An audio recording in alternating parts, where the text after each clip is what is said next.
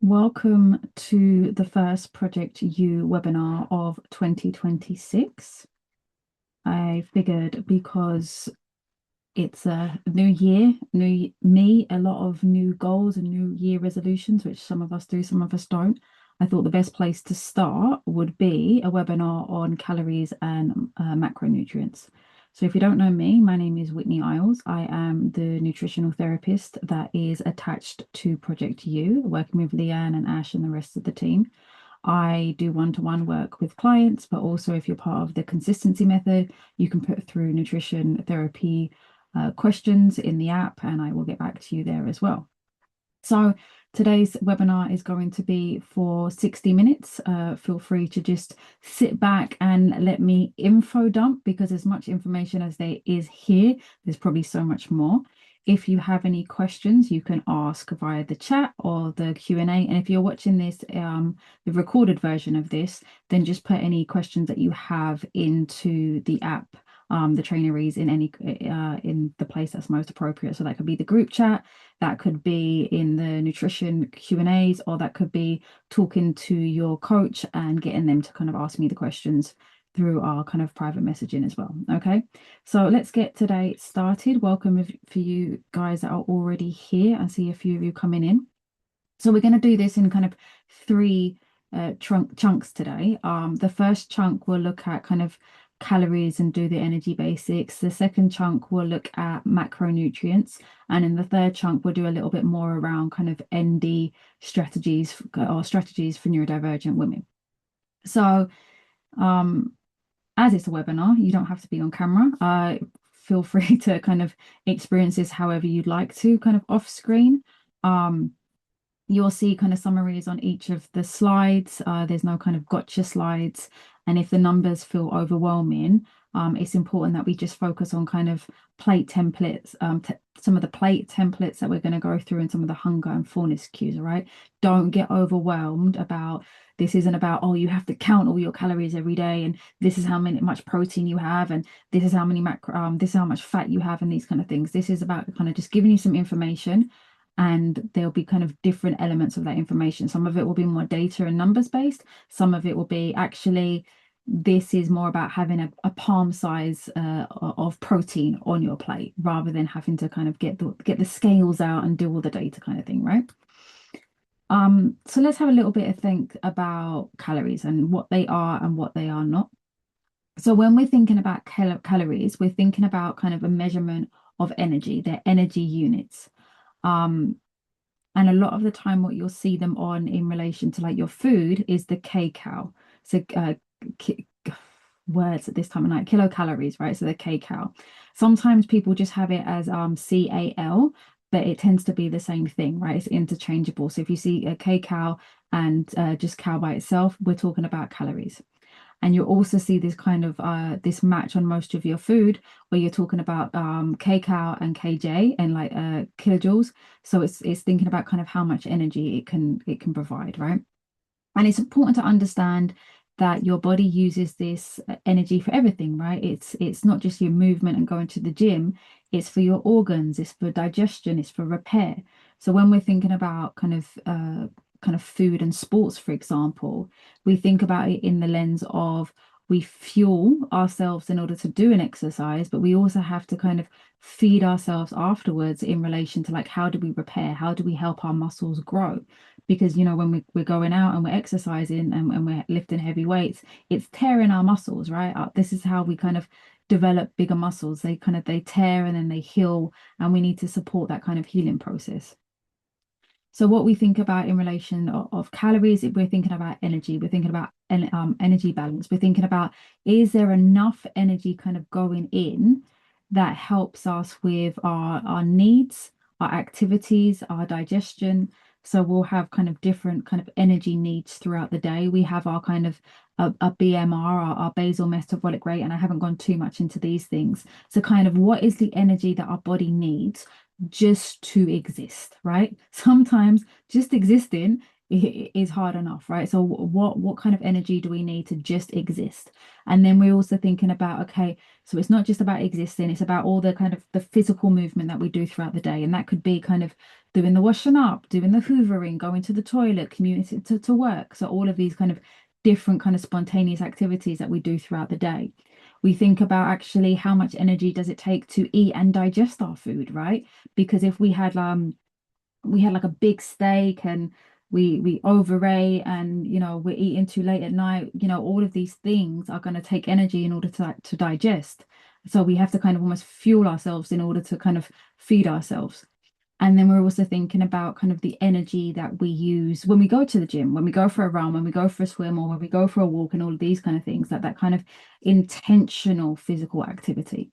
So when we're thinking about kind of our calories, what we're thinking about is energy. How much energy does my body need in order to get through the day? And it's really important that kind of long term, when we're in like big energy deficits, they can have huge effects on our whole system.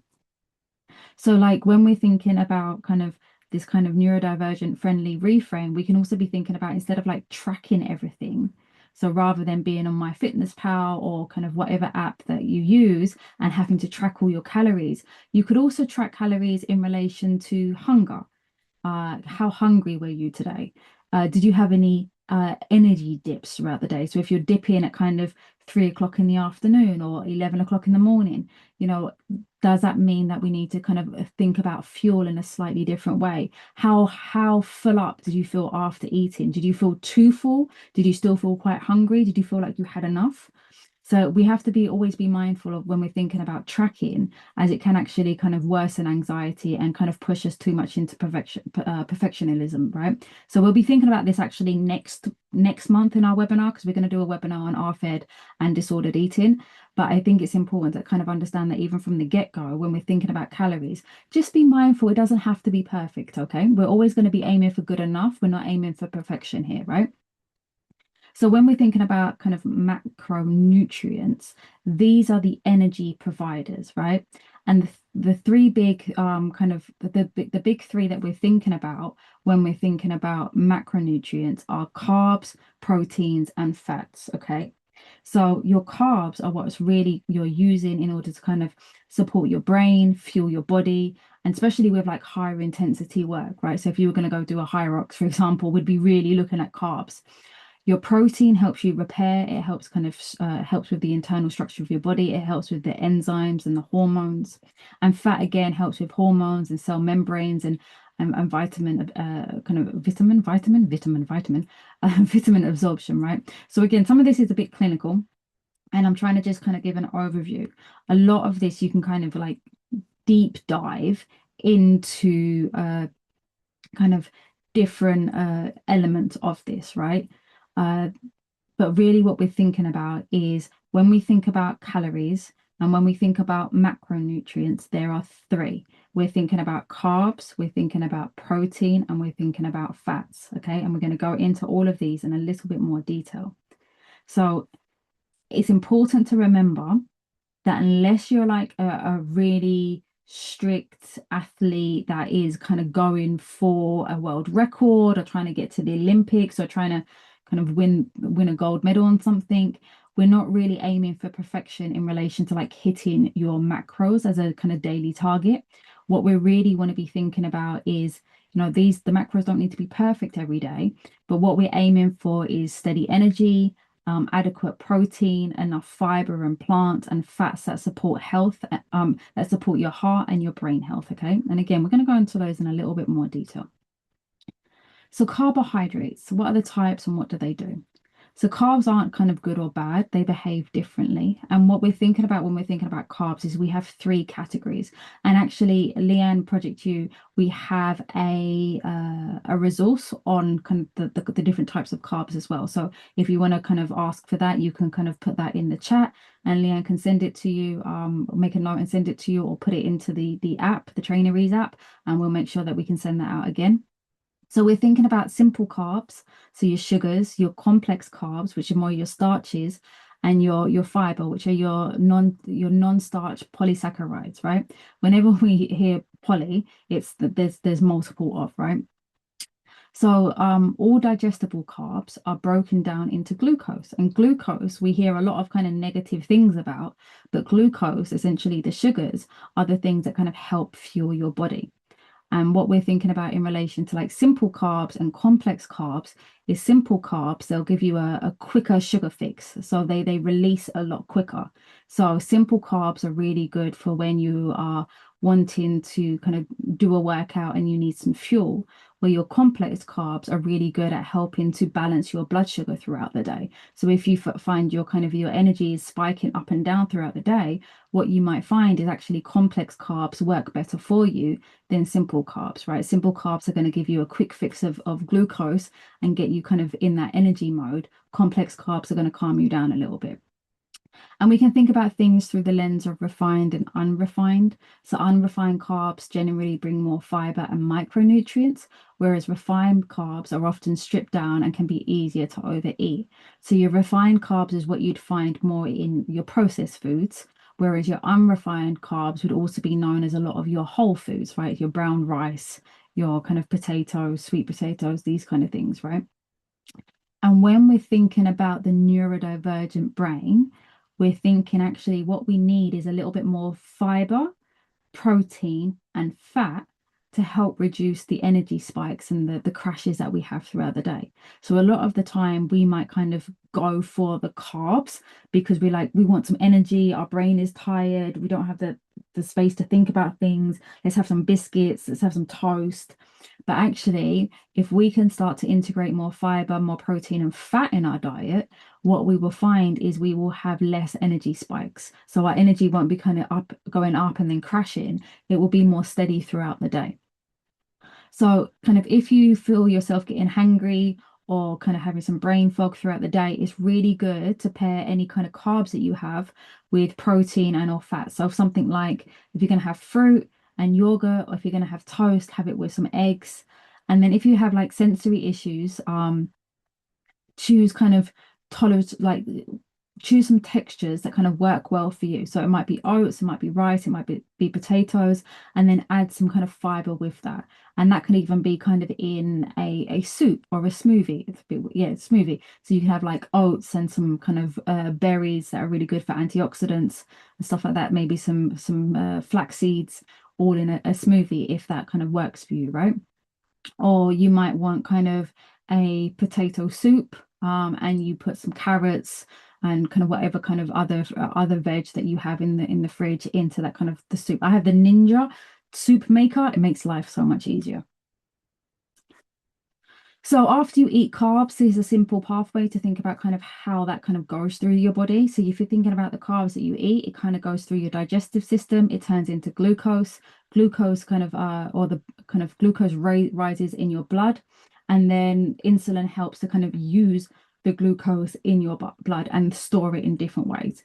And when we have too much kind of glucose in our blood, actually what can happen is we become insulin resistant, and that's the kind of pathways to diabetes type 2. Diabetes type 2 is very different from diabetes type 1.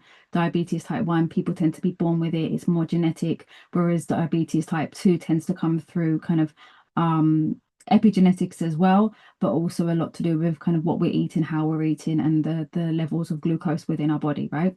And in relation to storage, we're thinking about kind of it gets stored in the liver, it can get stored in muscles. The glucose that gets the glycogen that gets stored in our muscles is very good for fueling exercise.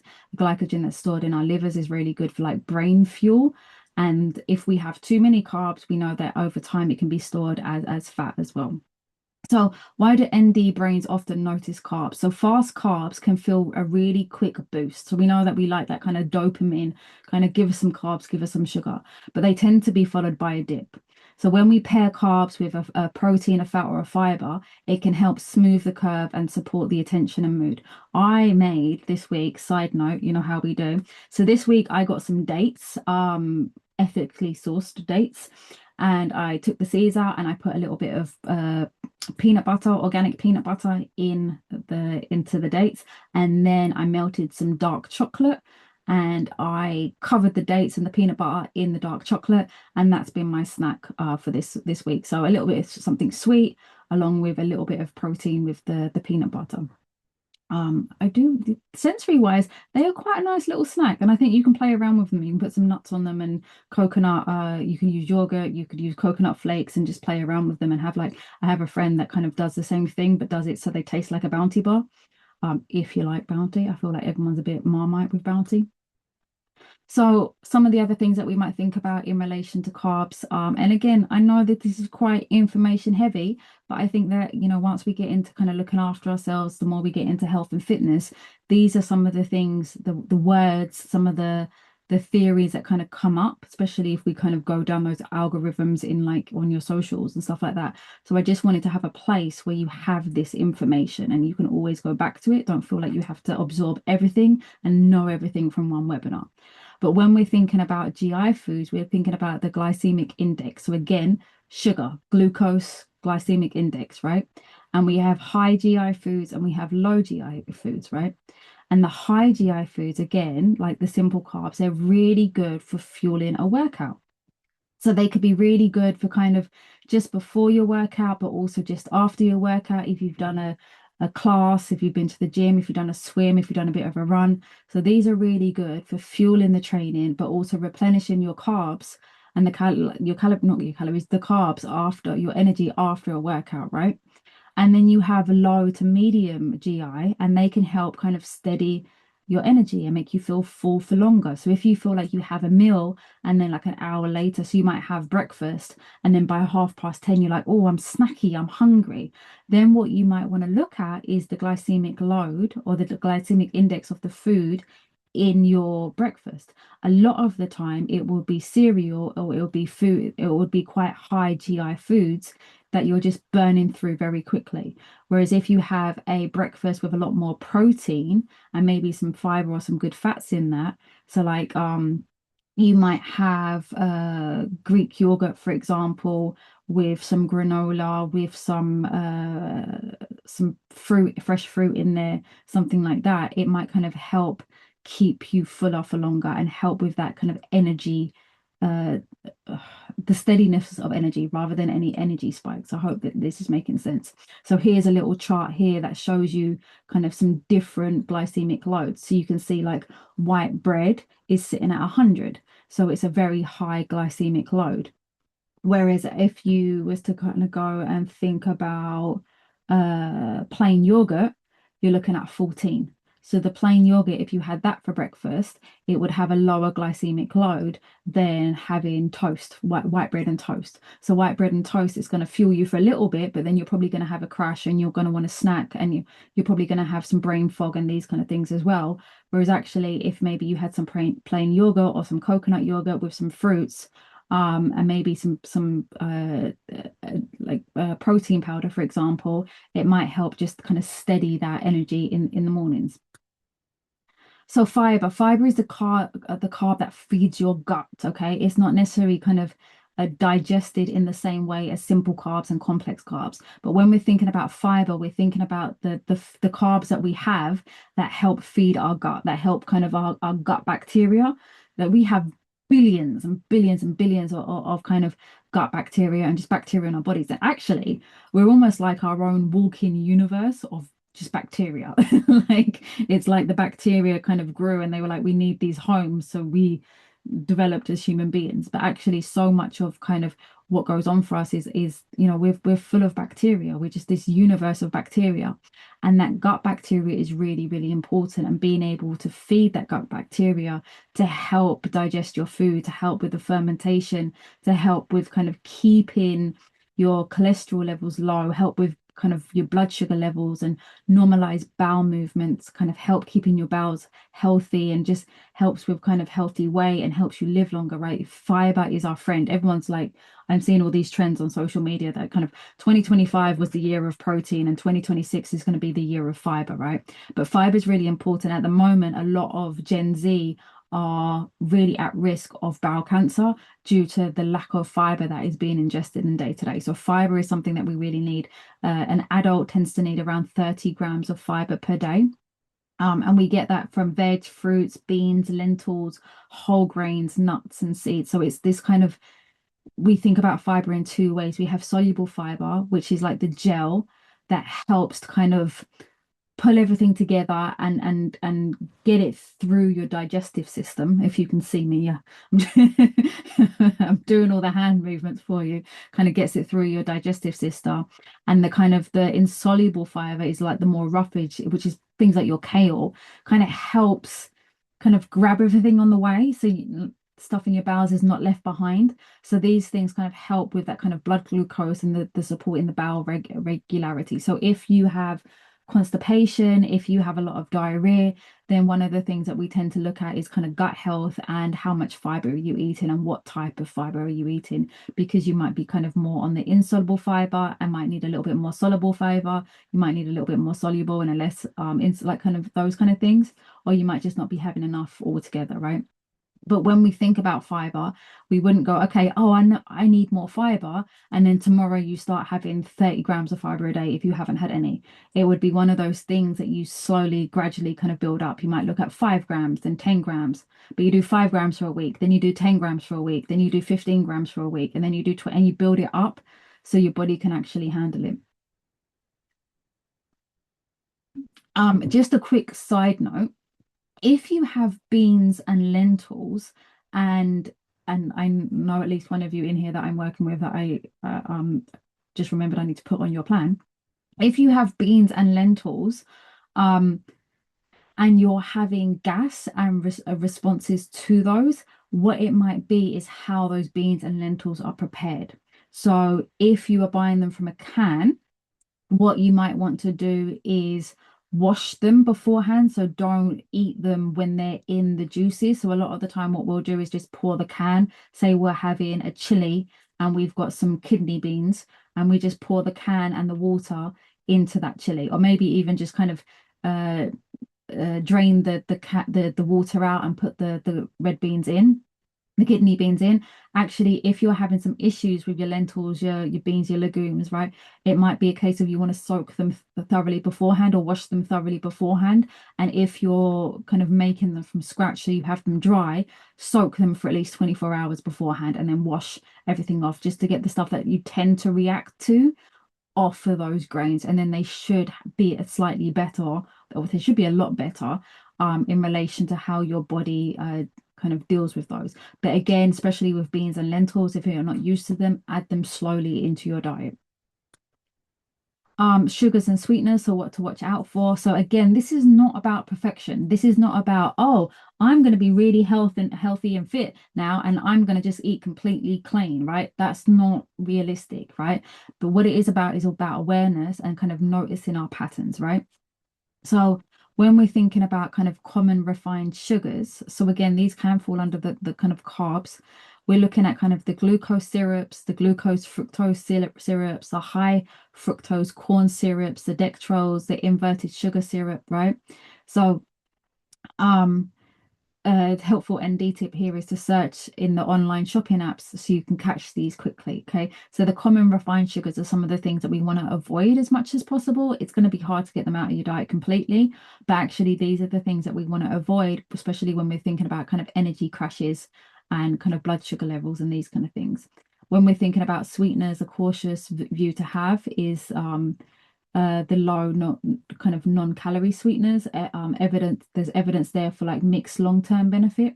And WHO, so the World Health Organization, advises against using non-sugar sweeteners for weight control. So kind of rather than kind of just going on to the whole kind of the low fat or the low sugar kind of alternatives, be aware of that and maybe look at something kind of what could be a healthier alternative. So if you like Coke Zero, for example, could you actually find something that is a different brand and slightly healthier? So maybe made with healthier sugars rather than some of the sweeteners. But again, this is just kind of picking for the sake of picking kind of thing, right? I'd rather you have a zero something than a full sugar can of soda, right? It's if you kind of how many spoons that you have. Again, we're looking for good enough. We're not looking for perfect. I'm just here to give you some information today. So when we're thinking about kind of ND brains, we think cravings are not a lack of discipline. Stress, poor sleep, missed meals, and stimulants can wear off and all kind of intensify our carb cravings, right? So I'm one of those people. I know that I can crave a carb, And one of the things that I don't try to do is be like, I have to be all of this disciplined and I have to not eat this and I have to, everything has to be so strict. I think about, okay, what might be making me crave this today? Did I have a poor night's sleep? Did I kind of, have I missed some meals? Okay, so today I might need a couple more biscuits just to get me through the day, but I'm going to learn from today, and tomorrow I'm going to see if I can just be a little bit better with maybe breakfast or lunch or whatever meal that I might have missed today. Or maybe if it was my sleeping patterns, could I have a little bit better of a sleep routine? Okay, so it's not just a case of if you're snacking too much, we're going to reduce those snacks and you've got to be disciplined and this is your calorie intake. It's actually what might be causing those cravings in the first place, right? And if we want to kind of bridge a snack, again, some protein and carbs before the slump. So maybe you might be thinking about some kind of Greek yogurt and some fruit, some cheese and crackers. You know, it's something kind of, it's not just a carb base. We're thinking about getting some protein in there as well. Okay. So when we're thinking about protein, protein helps with repair, structure, and kind of stays satisfied, and the kind of stays satisfied power. So proteins are made up of 20 amino acids. Nine are essential amino acids. So our essential amino acids are, they must come from food. So our amino acids are the building blocks that we all need, our amino acids. And then we have our kind of BCAAs, which are abundant in muscle, kind of muscle tissue. So a lot of the time when you're having an energy drink or kind of there's sports-based kind of electrolytes or powders, a lot of the times they will kind of come with BCAAs, and that is your branch chain amino acids. So it's about kind of giving your body the things that it needs in order to function on a molecular level, really. And there's a lot of debate around kind of, are BCAAs really necessarily, or are they just like a marketing kind of strategy for a lot of the kind of sports-based stuff? Or are we actually really needing more of the ECAAs kind of thing, or the EAAs, the essential amino acids, right? But the reality is, if we have a nice diverse kind of diet, food intake, then actually we don't necessarily need to rely on these additional supplementations, right? They're not going to harm you if you have them. It's completely up to you if you have them, but there's a lot of debate on whether or not they're kind of, really needed or not needed. But the idea behind them is they're supporting your amino acids. And those nine essential amino acids come from foods, right? So complete versus complementary. So complete proteins would be your eggs, your fish, your meat, your dairy, your soy, your quinoa. And then your incomplete plant proteins can combine across meals to cover the essentials, right? So the complete meaning kind of they have a lot more of those kind of amino acids in, but actually what we're really looking to do is the more kind of different foods that we're eating throughout the week. So that could be some plants, that could be some meat, that could be some eggs. If you're vegan or vegetarian, you'd be looking at kind of a variety of different plants to help kind of cover all of those essential amino acids, right? So a simple protein defaults for kind of low prep meals would be things like yogurt, eggs, tinned fish, so tuna, for example. I quite like mackerel. I like, a little bit of mackerel on toast every now and again.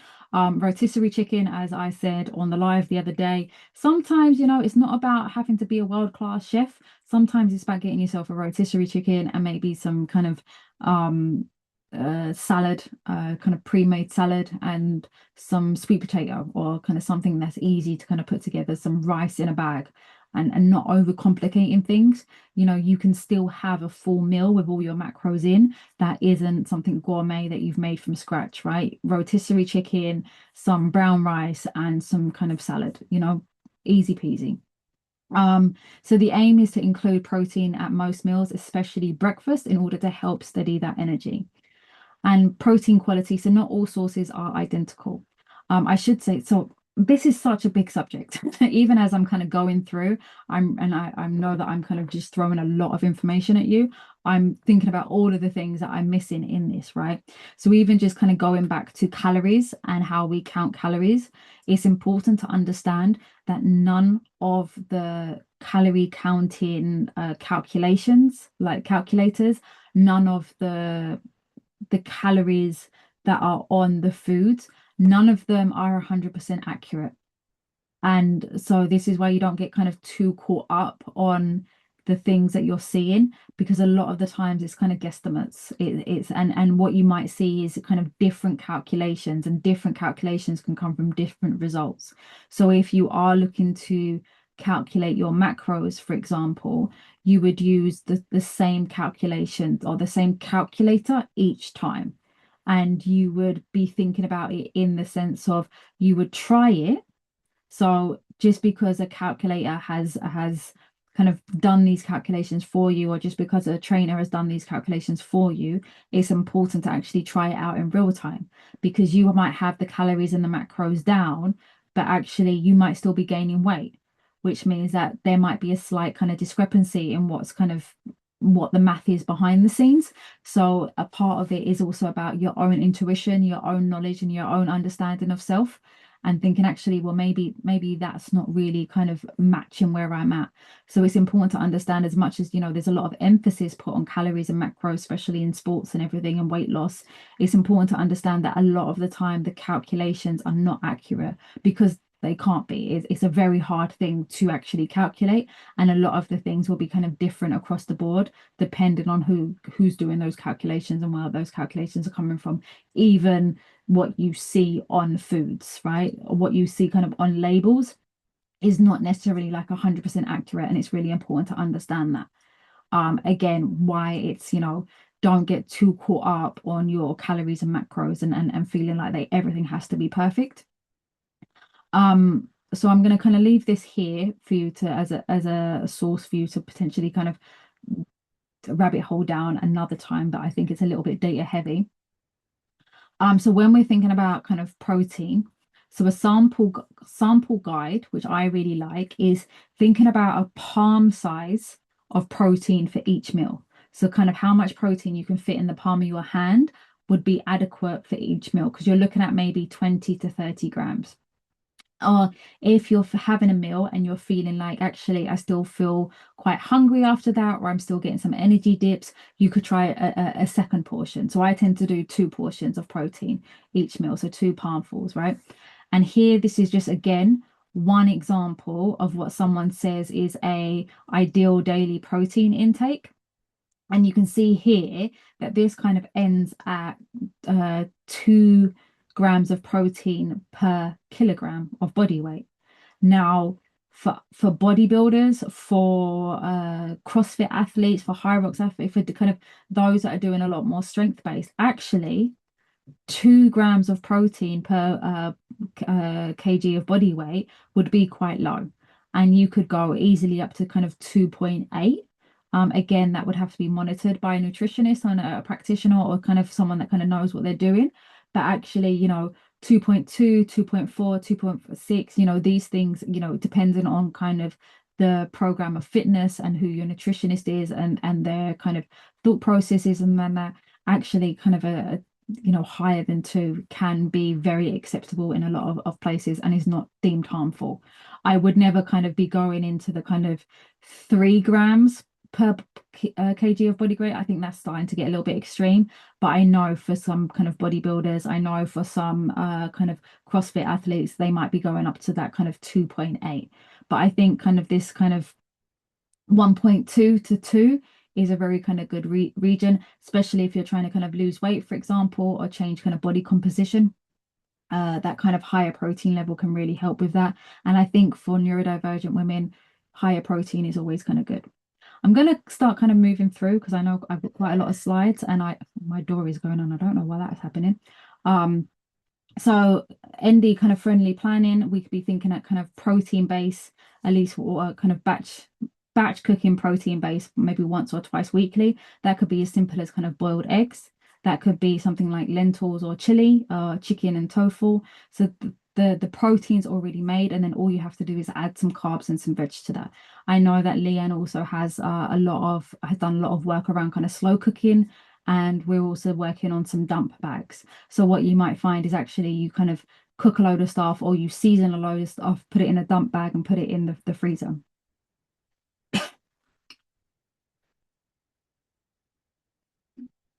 So dietary fats. My phone is going, it's all systems go this way. Dietary fats, types, function, and cooking realities, right? So why do we need fats? Fats are really important. So there's four types of fats. We're thinking about saturated fats, which are more stable for higher heat. Monosaturated fats, so your olive oil, your nuts, your avocado, your polyunsaturated fats, so your oily fish, your seeds, and things that are more fragile, so the oils that you don't really kind of heat up, and your trans fats. And your trans fats are kind of best avoided. So why do we need fats? So fats are really good for our nervous system. So they help to support our cell membranes and our myelin, so our nerves. They help with hormone production. They help with vitamin A, D, E, and K absorption. So a lot of the times, for example, if you're taking vitamin D, it can be recommended that you take your vitamin D and your fish oils together if you take fish oils, right? Um, and kind of we need fat for kind of energy at lower intensities as well. So especially if we're doing what's the word, like your zone two or your endurance kind of training, fats can also be very helpful there. So some of the kind of people get very kind of pedantic around oils and heating oils, and that is a rabbit hole that you can also go down. But sometimes we think about kind of how overheating some oils increases oxidation and can form trans fats. So actually some oils so I avoid like sunflower oil and kind of the more traditional, not the kind of more traditional cooking oils, because actually kind of how they can transform into trans fats. So I don't know enough about this particular subject in detail. It's one of the things that I want to look into as well. But we also just need to be mindful that some cooking oils like coconut oil, I believe is better for cooking foods at higher heat, whereas other oils can actually create kind of trans fats within themselves by heating them. So when we choose an oil and fat suitable to a cooking, so we try to choose an oil and fat suited to the cooking method, and use delicate oils cold when possible. Sorry, I'm talking so much. I need more water. So the essential fats would be omega-3 and omega-6. And it's really important for these to be in a quite a low ratio for each other. So a lot of the times what we can see is that omega-3 maybe at 3 to a ratio of like 26. That's a bit of an exaggeration, but we want these kind of as close to possible as possible. So if you did like a Thriver test or any other kind of blood test, you're looking at kind of making sure that this is quite a close ratio. So these are your essential fatty acids. So they help with things like kind of inflammation regulation, mental function and development, immune health. And when we're thinking about kind of ideas of omega-3, which is really kind of what we want more of, we tend to have enough omega-6. We're thinking about your kind of oily fish, so your salmons, your sardines, your mackerels, your chia seeds, your flax seeds, your walnuts, right? So if fish is a bit of a sensory no for you, you might try kind of flax seeds in oats or yogurt or chia pudding. Um, and it's important from a texture perspective that you might kind of want to start small. So you might start with kind of a teaspoon or half a teaspoon of flax seeds, for example, and then kind of build that up, or add fish once a week and build that up. But it's important that kind of when we're introducing new habits, we kind of pair them up with things that we're already doing. So if you're already having a breakfast smoothie or some yogurt, then you add some flax seeds or some chia seeds. I'd say probably flax seeds more than chia seeds, because chia seeds are better if they're soaked, but a lot of people kind of don't like that texture. Yeah, so love sticking some chia seeds in overnight oats. They soften up a little bit. So yeah, and they're really good in relation to that fiber and that soluble fiber and getting kind of supporting your digestive system. So if anyone's having like constipation, for example, one of the things that I might recommend is some like chia seed pudding. So again, so chia in some Greek yogurt or something like that, let it soak overnight and then have that in the morning, and it should help kind of clear your bowels. So trans fats. Now, this is where everyone goes, oh, what? No. So trans fats are the kind of fats that we want to avoid as much as we can. It's not going to be a perfect thing. But when we're thinking about trans fats, we're thinking about things like most margarines and vegetable oils or vegetable oil spreads, biscuits, cakes, takeaway foods, pies, pastries, pre-prepared foods, and ice cream. So a lot of these kind of things that we might kind of go to, especially if we're feeling very stressed out and in like this low executive function. But they can actually perpetuate the issues that we're dealing with. They can perpetuate the kind of the brain fog, the executive dysfunction, and not really give our bodies the things that it needs. So in like kind of when they kind of occur in nature, and or when they're consumed in relatively small amounts, they don't really present any kind of real problems. However, kind of overconsumption, so when we're kind of having it day in and day out, it's strongly linked to immune system dysfunction, bone and tendon weaknesses, coronary heart disease, an inability to lactate, and learning difficulties. So it has all of this kind of structural, it creates all of these structural imbalances there, right? So an easy swap, for example, is kind of instead of having these hard margarines, maybe have a organic butter or some olive oil on your bread. Um, but yeah, so there's a lot of kind of calls to eliminate the industrial produced trans fats because they increase the risk of heart disease. And heart disease across the world is like one of, if not the worst, the bigger killer. I believe is kind of one of the biggest killers or kind of top two across the world is heart disease. So some of the things that we can think about ourselves as neurodivergent women is we want to be thinking about kind of how do we design this for our own kind of constraints, so our own kind of energy levels, sensory load, hormones, and all of these kind of things.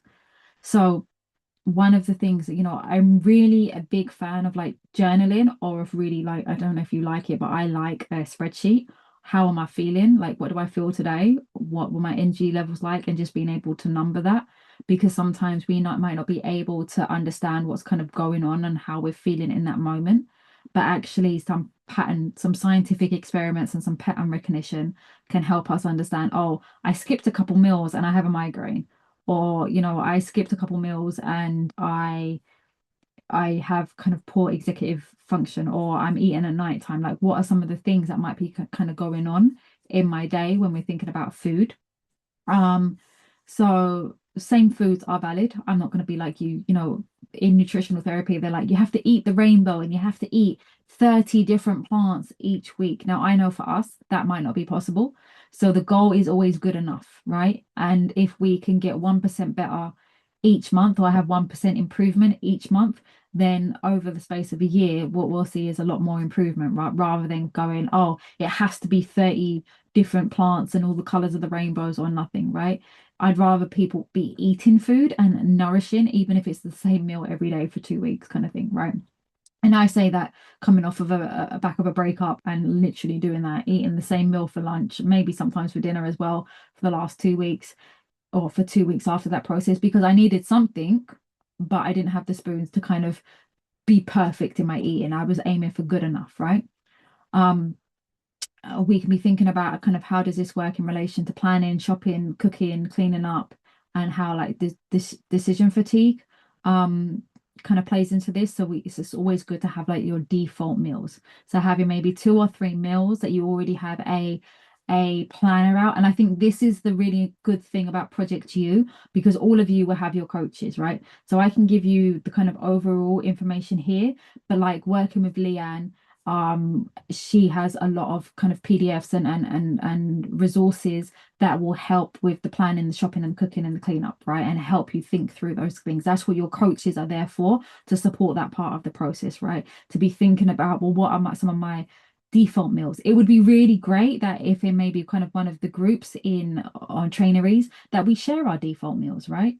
And so we can see what other people are doing, because a lot of the time I think we eat in a way that causes us a lot of shame and think that we're not good enough. And actually when we share that kind of what we're eating with other people, we notice that we're all in the same boat and we're all just kind of trying our best, and actually we can inspire each other with some of the things that we eat, right? So I've very much been on like rotisserie chicken, Aunt Bessie's roast potatoes, and then like a bag of salad when I wasn't functioning and I knew that I needed to fuel myself. And I was just like, this hits my carbs, this hits my protein. Might throw an avocado in there if I could find a nice avocado. There's my fats, there's some greens, I'm good, right? It's not perfect, but it was getting me through. Now I feel a little bit better. I have more functioning to cook a little bit more. So we always want to build a system that works on low energy days and then use the high energy days to stock the system. Okay. So we're always aiming for stable energy, and enough protein and fiber and not perfect macros, right? Protein and fiber are your friends. And they're the things that if you're having kind of any kind of energy deficits, brain fog, those are the things that I want you to kind of be more intentional towards, right? Where are we at with time? Feel free to kind of fling any questions that you have into the chat or into the Q&A. So some of the things that we could be thinking about again is kind of meal templates. So how do we mix and match building blocks? So if we think about a meal, like template A is a nice balanced bowl. So you might think about a palm size of protein. So that could be chicken. Uh, then you might think about a fist size of carbs. So for me, that could be potatoes.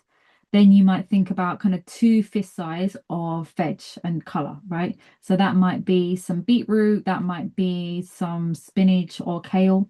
I tend to say kale more than spinach because a lot of us have issues with histamine, and spinach is quite a high histamine food.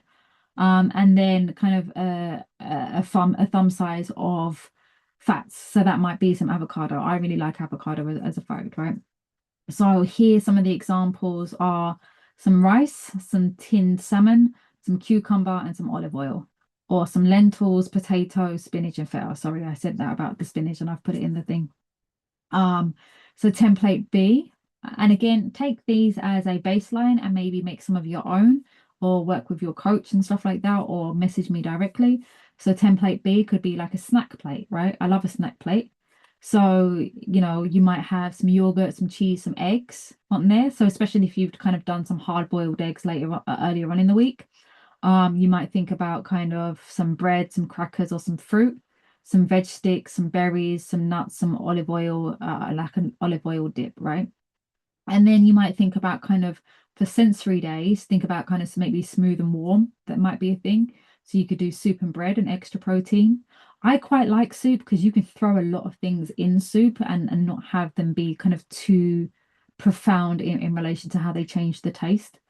Oats, yogurts, fruits and seeds, pasta, pesto, peas, chicken, tofu.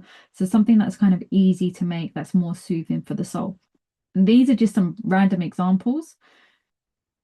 I what's the word that I want to say? I would say kind of go away with this kind of idea and think about kind of what would be your template A, what would be your template B, what would be your template C. So what would be a nice balanced bowl for you?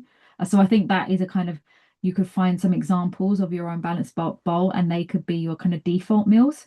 Then you could have like your snack plate, which could be a little bit more fun for the days that you don't really feel like cooking and you just want to kind of grab some stuff out of the fridge and put it on a plate so you know that you're still eating healthy, you're still kind of getting those macros met.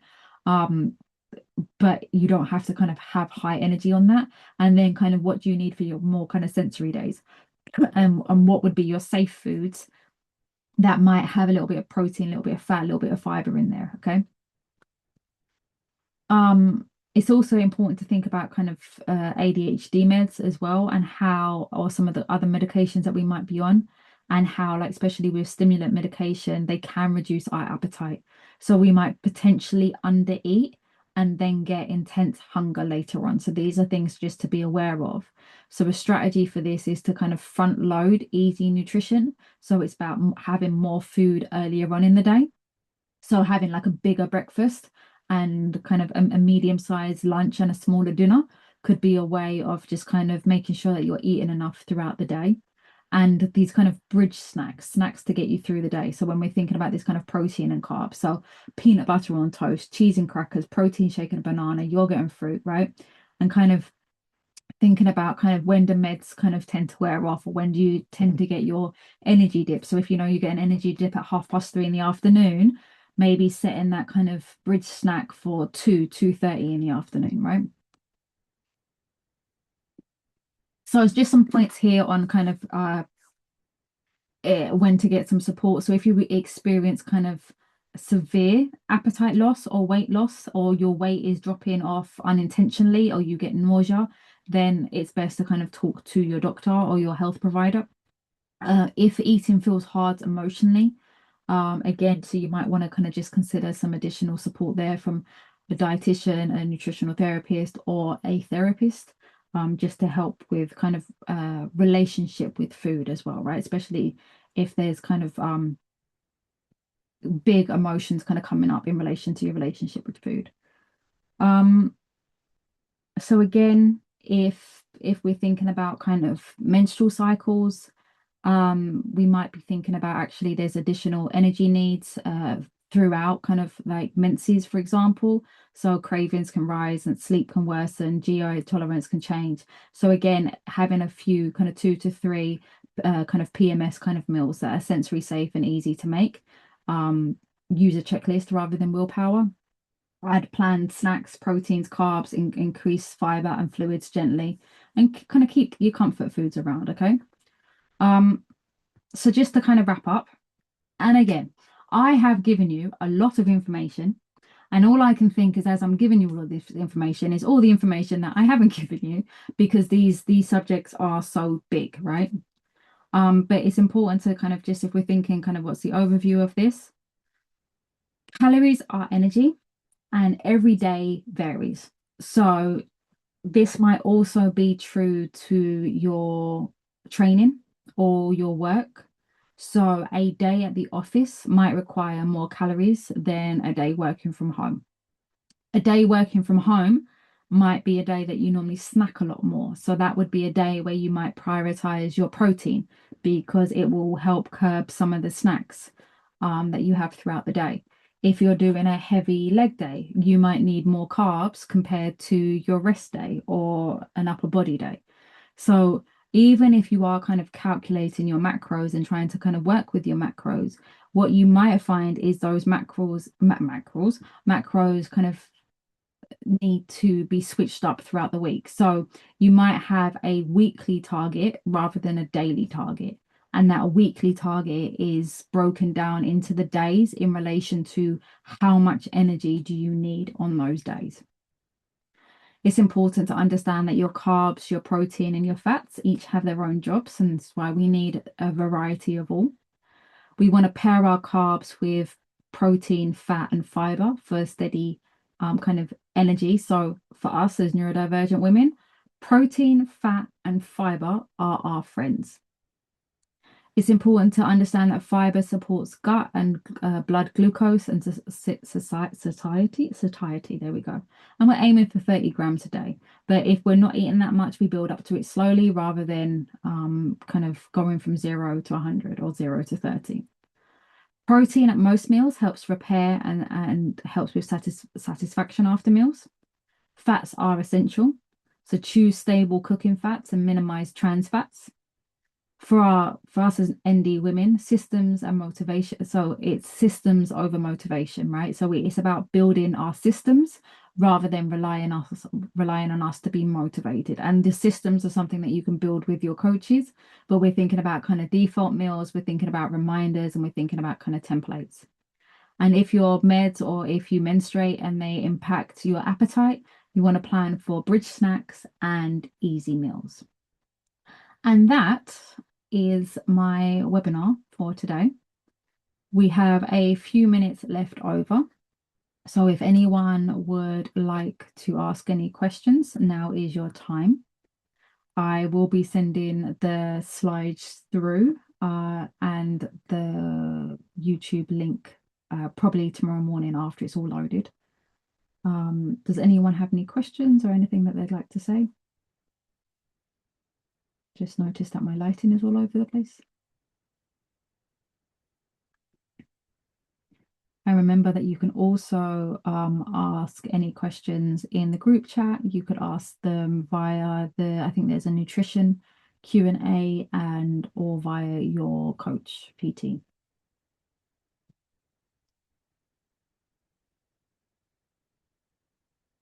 Thank you. So really enjoyed and lots of great learning. So I hope I covered enough. Well, I feel like I covered a lot. I hope there was enough to kind of give you a good kind of baseline of information. But again, if you feel like you have a little think on it for the next couple of days and you want to ask me any questions later on, you're more than welcome to do that. It doesn't look like there's any questions left. So with that, thank you for being here with me today.